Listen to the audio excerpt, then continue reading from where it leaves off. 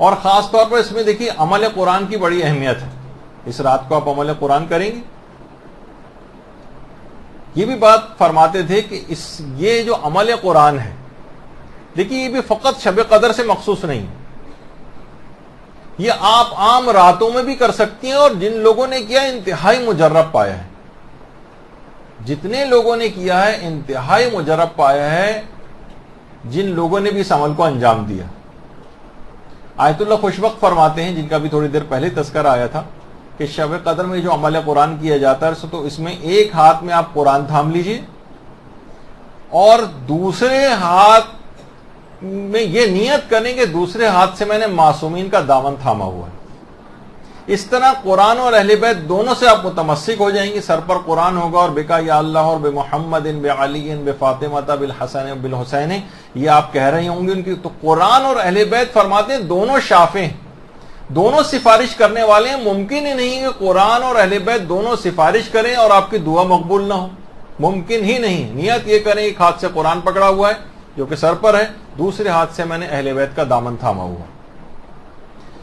اور آیت اللہ حسن زادہ عاملی بھی ایک بات فرماتے تھے کہ انسان کے لیے دستور العمل فقط قرآن اور احادیث یا قرآن و سنت محمد و آل محمد علیہ السلام ہے.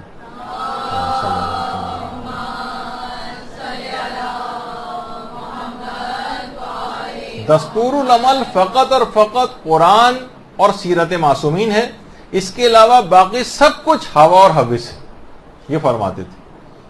تو ان لوگوں کے لیے بھی ایک بات ہے کہ جو کہ بے سند عملیات جو ہیں ایک دوسرے کو فارورڈ اور شیئر کرتے رہتے ہیں. ایسا نہ کریں. فقط اور فقط علماء اعلام کے بتائے ہوئے جو عملیات ہوتے ہیں صرف وہ ایک دوسرے کو شیئر کریں اور عمل بھی انہی پر کریں. یہاں پر کوئی بھی آپ کو فیس بک پہ شیئر کرا دیتا ہے، آپ سب کو دھڑا دھڑ شروع کروا دیتے ہیں. بہت سے صوفیہ کے طریقہ کار ہیں، بہت سے، وہ ان کی طرف بالکل نہ جائیں. صرف ائمہ قرآن و سنت صرف اس کے اندر معیار ہے. آقا حسن زادہ عملی فرماتے ہیں باقی سب کچھ ہوا اور ہوس ہے. دیکھیے جو قرآن ہے اس کی ایک ایک آیت اتنی نورانیت اور وہ رکھتی، اس کا باقاعدہ قرآن کا صرف اس رات کی حد تک نہیں ہونا چاہیے، بلکہ اس میں یہ بھی ارادہ کریں کہ عملی زندگی میں بھی اس کو جاری رکھوں. باقاعدہ جو کتاب اختر تابناک ہے اس میں ذبیح اللہ محلاتی جو ہمارے ایک عالم گزرے ہیں، انہوں نے ایک عالم دین سید یعقوب کا خواب نقل کیا. فرماتے ہیں میں نے خواب میں حضرت امیر المومنین علیہ السلام سے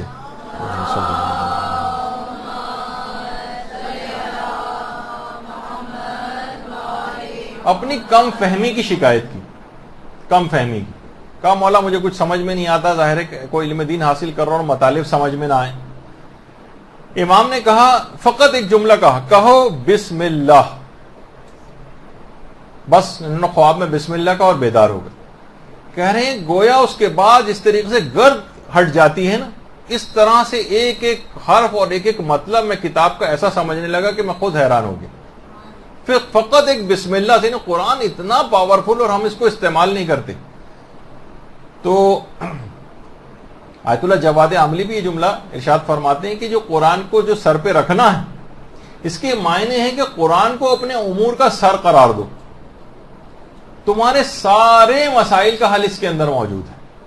سارے مسائل کا، ہر جگہ قرآن کو، جو بھی مقامات ہیں ان میں قرآن کو اولیت دو. ہر جگہ پہ قرآن نظر آنا چاہیے. دیکھیے وہاں تو لوگ ایسے ہیں کہ جو اسپتالوں میں ان اعمال کو جو ہے وہ انجام دے رہے ہیں، اور ہر جگہ گویا قرآن ساتھ ساتھ ہونا چاہیے. ہر جگہ قرآن ساتھ ہونا چاہیے. تو فرماتے تھے کہ کوئی دن ایسا نہ ہو کہ جس دن تلاوت قرآن نہ ہونے کا کسی بھی مصروفیت یا کوئی بہانہ یا عذر بناؤ. یعنی کوئی لیم ایکسکیوز نہیں چلے گا تلاوت قرآن کے سلسلے میں الخصوص. اس کو پس پوش ڈالنا گویا بلا اور مصیبتوں کو اپنے گلے کا ہار بنانا ہے. یعنی اگر کوئی قرآن کو پس پوش ڈال دے، کوئی اہمیت نہ دے، نہ عام زندگی میں تلاوت کرے، یعنی قرآن، علماء ایک بات اور بیان فرماتے ہیں کہ قرآن پر عمل اس کی تلاوت بلکہ اس پر تدبر سے بھی زیادہ اہم ہے. قرآن پر عمل، دیکھیے ہم تلاوت بھی کر لیتے ہیں، ہم اس کی تفسیر بھی پڑھ لیتے ہیں، ہم تدبر بھی کر لیتے ہیں، معنی بہت سارے نکال لیتے ہیں تدبر کر کے، لیکن عمل قرآن کے اوپر نہیں کرتے.